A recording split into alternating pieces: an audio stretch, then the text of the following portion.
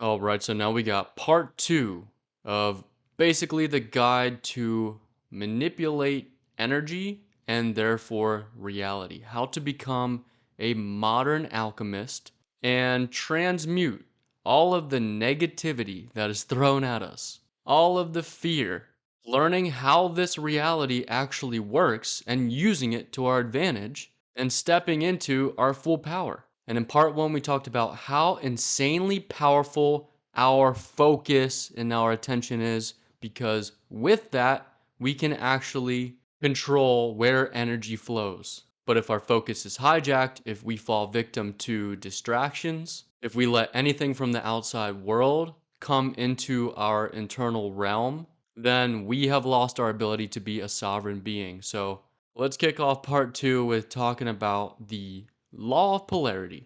So I talked about in part one how division is probably the biggest lie that we've been sold.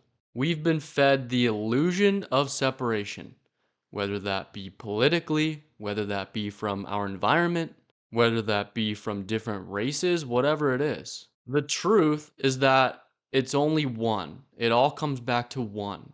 We are all the same thing. Everything is made up of the same thing in the universe, right? Really, even when we talk about positive or negative, right?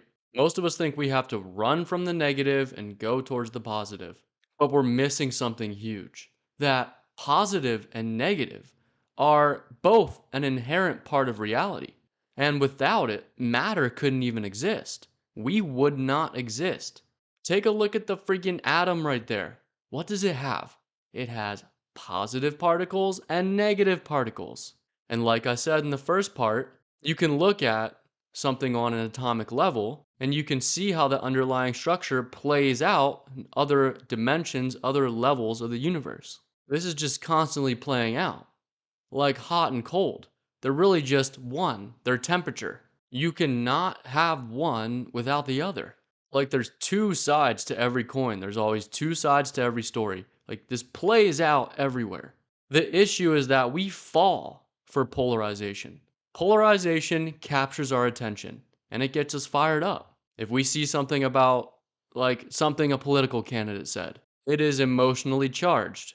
If we see, I don't know, for some, I keep bringing up Facebook, but Facebook is, oh my God, like the clickbait on there, the captions, the titles, especially when it comes to the weather. I don't know, but it's just like all pushing fear.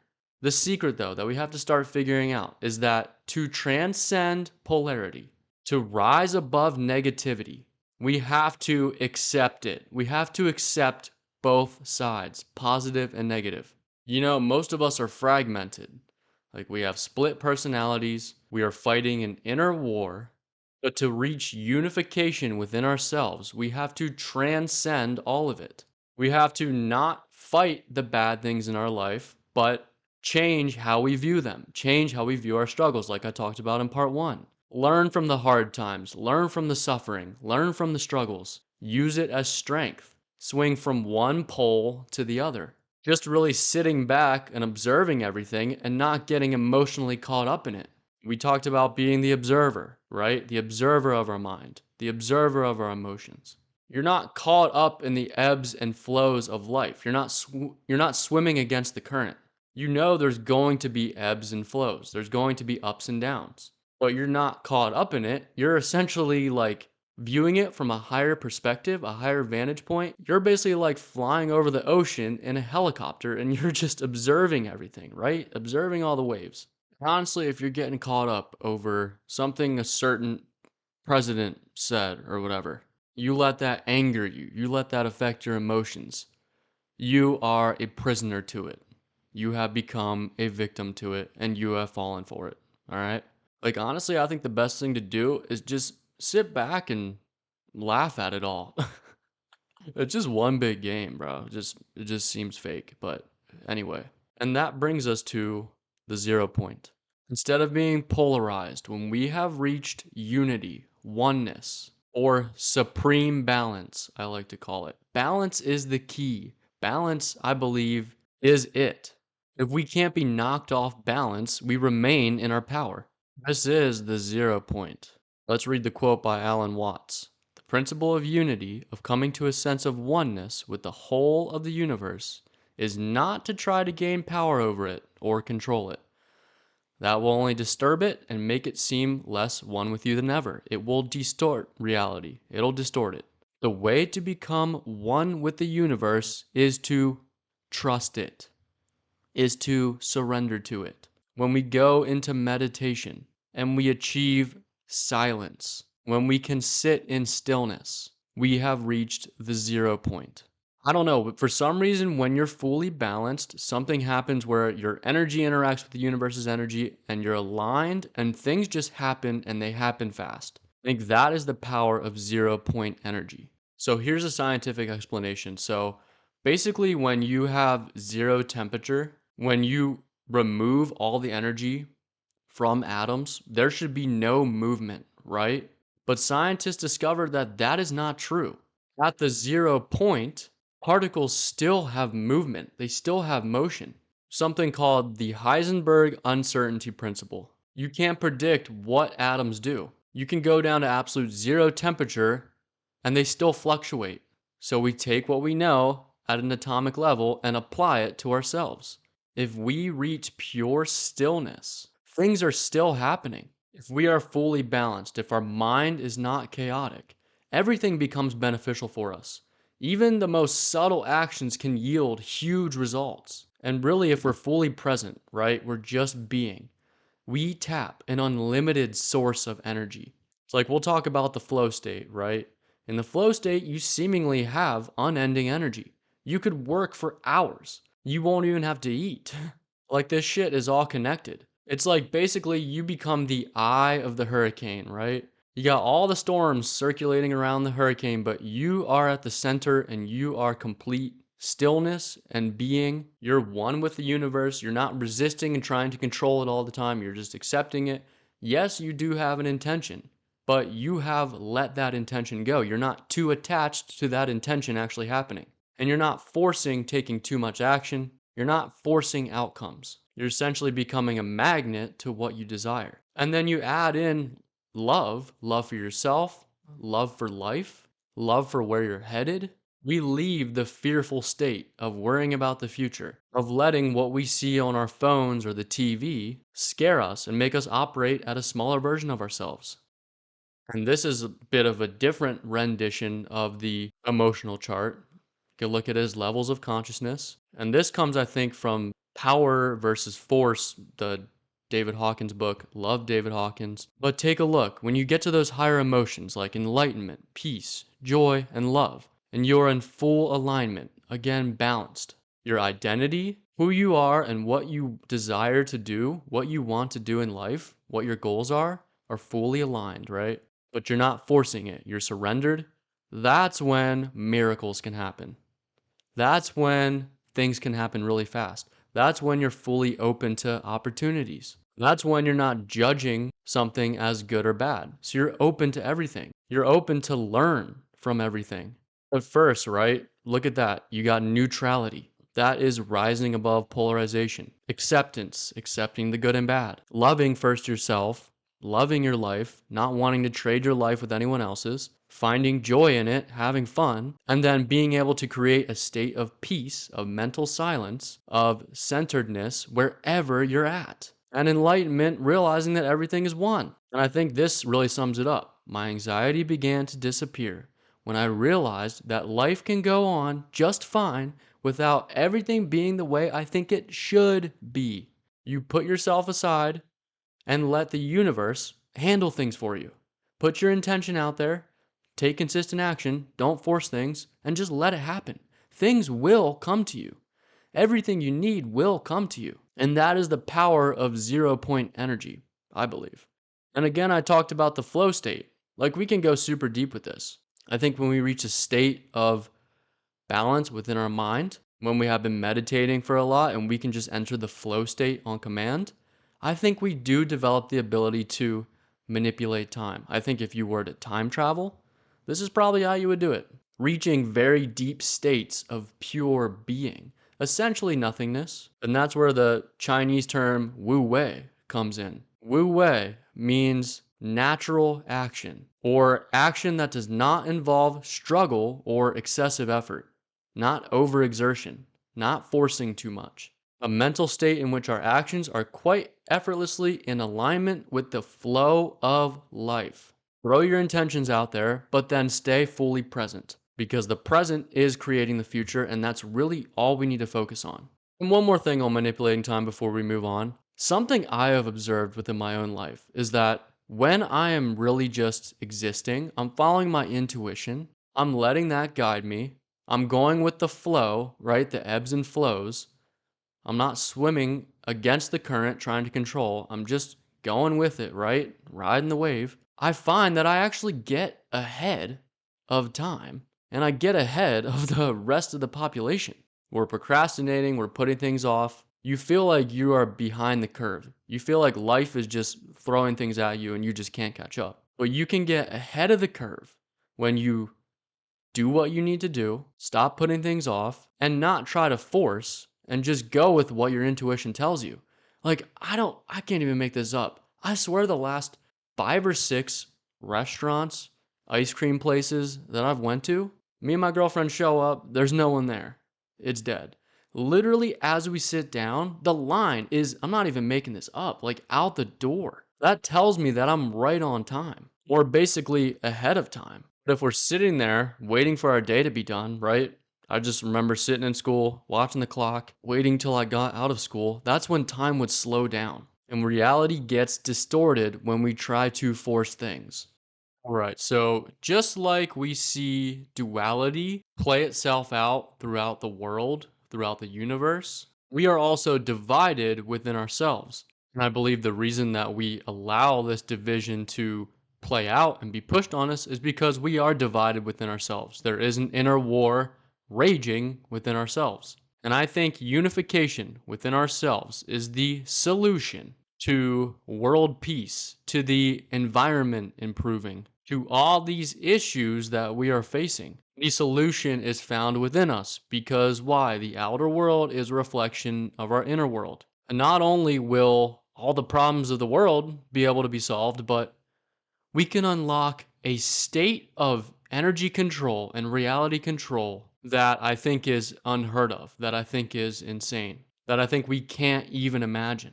So, like we said, both our brain and our heart both produce a magnetic field, both interact with the environment around us, and whatever we're sending out, we get back. The issue is that the war that's raging within us is because our heart and our mind are not aligned. The mind is the center for logic, rational thinking, planning, thinking scientifically, thinking linearly, right? And that's where our society is turned. You look at the school system, teaching memorization, teaching kids how to be machines, how to think logical. And there's nothing wrong with that. I don't think we should shun our logical abilities because that's what sets us apart as humans. Animals can't plan for the future. Animals can't set goals. We have that cognitive ability. The issue, though, is that we've lost the very powerful intuitive part of ourselves. We are constantly at odds in a fight between what our heart is telling us to do, what our intuition, what our soul wants us to do, the soul urges that we have, and then thinking logically, like what society wants us to do. What do our parents want us to do? What makes the most sense? Really, if you think in terms of what makes the most sense, you're putting yourself in a box. You are limiting yourself. The heart is expansive. It does not know any limits. And it gives you information based off of feeling. It can process information a lot faster, give you answers a lot faster than you can logically make. But also, if we put logical thinking to the side, we can definitely plan. We can set goals, but we do have to let those go. We have to give them up to the universe, essentially. And we have to let go of control and stop forcing shit because we think it should happen in a linear, logical way. The more we push against reality, the more we create resistance. And it's like we are swimming against the current of life. It's like when you need to be somewhere and you're in a rush and it seems like you hit all the red lights when you're really forcing yourself to get there. But then when you're not in a rush, it seems like you hit all the green lights and you just effortlessly flow to the destination. That's what I'm talking about. We need to tap into the limitless and magnetic energy that our heart can produce. We have to harness that force to create a life that we really want, that gives us joy, related to something we're passionate about, something that gives us more energy instead of something that saps our energy. If we are fully present, we have made our plans, we have set our intentions, but then we relinquish those and we just stay still. We stay present. We just exist. We are in pure being. And we don't have to make intellectual sense about everything and control everything and try to put everything in order. We are just relaxed and we go throughout our day guided by tuning into what our heart is actually saying. If you can increase your consciousness and awareness to the point where you can feel, like I can literally feel the energy that my heart is producing. It's like a tingling. We will make the most natural decisions that will effortlessly, without exerting ourselves too much, right? Wu Wei, non doing, effortless action, and tap into that limitless source of energy. We can get all the answers we want if we just surrender our control. Listen to what our heart is trying to tell us, where it's guiding us, and follow it. Even if it's risky, even if it doesn't make sense. It might throw us into tough times. It might test us to see if we really want to align ourselves with what it's saying. While we need to reach heart brain coherence, we also need to balance the brain hemispheres. So we want to essentially merge the masculine and feminine aspects of ourselves, logic and intuition, and synchronize both hemispheres of the brain. If you've heard of hemisync, this is that. Yes, you can listen to certain frequencies to balance the brain hemispheres, but there are a few things you can do to cause a lasting impact, not just when you're listening to the frequencies, right? So, meditation essentially forces, I don't know if that's the right word, but it forces both hemispheres to operate in tandem. So, numerous EEG studies, which is what they use to measure brain activity, have shown that the greatest thinkers, inventors, artists, philosophers, they had very balanced brain hemispheres. So you can see before meditation, the brain is not coherent. You're probably controlled by your mental chatter and you are unbalanced. But after even 15 minutes of meditation, the brain is working a lot more efficiently and more powerfully. So basically, while you're meditating, there's a huge like strand of nerves that connects the brain hemispheres, which is called the corpus callosum. And that is stimulated during meditation. And strengthening the bridge between both sides allows you to be a lot more neuroplastic. So the ability, like I talked about in my rewiring guide, to reprogram yourself, throw away disempowering habits and limiting beliefs, and basically shift your whole entire identity, install new habits, depends on how neuroplastic you are. So meditation can do it. Also, I am obsessed with doing things with both my left and my right hand. I feel like that has had a huge impact on me learning how to balance, logic and intuition. I think that is the key to, how they say our brain operates at like 10% capacity or whatever it is. I don't know exactly what it is. I think this is the key to unlock more of our brain power. Mastering supreme balance is the key. All right. We're going to talk about one more thing here. I just want to touch on the ability to physically, damn, I keep knocking my mic, to physically manipulate energy with our hands to do energy healing, to levitate objects. I think we are scratching the surface. I see plenty of people on Instagram doing it, and I don't think it's fake. I think we're waking up to our full power. But in this book, which I made a separate video on it, but Science of Being and Art of Living by Maharishi Mahesh Yogi, his meditation technique, transcendental meditation, where you basically repeat a mantra, and there is a certain mantra that you use in transcendental meditation, but I don't think it's really necessary. I think however you can get into a very deep state of meditation, that is the key. And it's becoming aware of the subtle energy that like our fingertips produce that is flowing through our body at every moment. When you put your hands together, you can feel some kind of heat. Sometimes, and I'll just go to this slide, I can consciously direct the flow of energy through my body. I breathe in, bring the energy up through my body, breathe out, bring it through my fingertips. And I actually learned that in this book, another book here, Quantum Touch, The Power to Heal by Richard Gordon. And I have actually performed energy healing with my hands on my girlfriend, I think 2 or 3 times, and she can attest to it. So going back, reaching deep states of meditation, you'll see the graph here. The top layer is our conscious mind, but thoughts are forming before they reach our conscious awareness. And so, what Maharishi Mahesh Yogi is saying is as we access deeper states of meditation, we eventually reach pure awareness or pure being.